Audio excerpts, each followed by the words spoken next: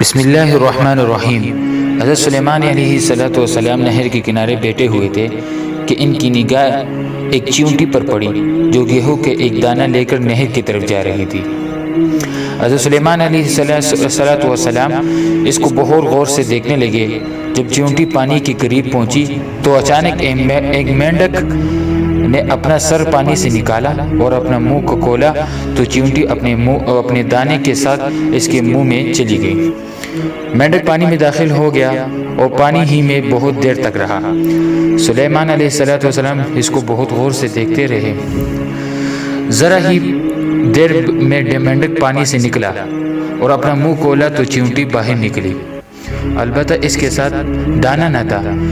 حضرت سلیمان علیہ السلام نے اس کو بلا کر معلوم کیا کہ ماجرا کیا ہے، کیونکہ حضرت سلیمان علیہ السلام کو اللہ تعالیٰ نے دنیا میں بادشاہی دی تھی اور ہر مخلوق کی زبان کو جانتے تھے۔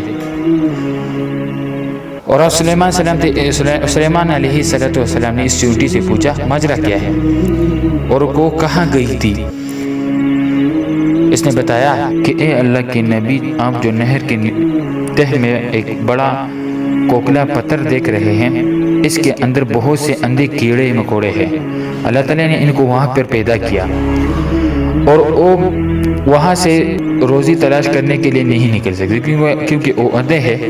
اللہ تعالیٰ نے مجھے اس کی روزی کو وکیل بنایا ہے، میں اس کی روزی کو اٹھا کر لے جاتی ہوں، اور اللہ نے اس مینڈک کو میرے لیے مسخر کیا ہے تاکہ وہ مجھے لے کر جائے۔ اس کے منہ میں ہونے کی وجہ سے پانی مجھے نقصان نہیں پہنچاتا، منہ بند کر کے پتھر کے سوراخ کے سامنے کھول دیتا ہے، میں اس کے میں داخل ہو جاتی ہوں۔ جب میں اس کی روزی اس تک پہنچا کر پتھر کے سوراخ سے اس کے منہ تک آتی ہوں تو مینڈک مجھے منہ سے باہر نکال دیتا ہے اور پانی سے باہر آ جاتی ہوں۔ حضرت سلیمان علیہ السلام نے کہا، کیا تو نے ان کیڑوں کی کسی تسبیح کو سنا ہے؟ چیونٹی نے بتایا، ہاں وہ سب کہتے ہیں، اے او ذات جو مجھے اس گہرے پانی کے اندر بھی نہیں بھولتا۔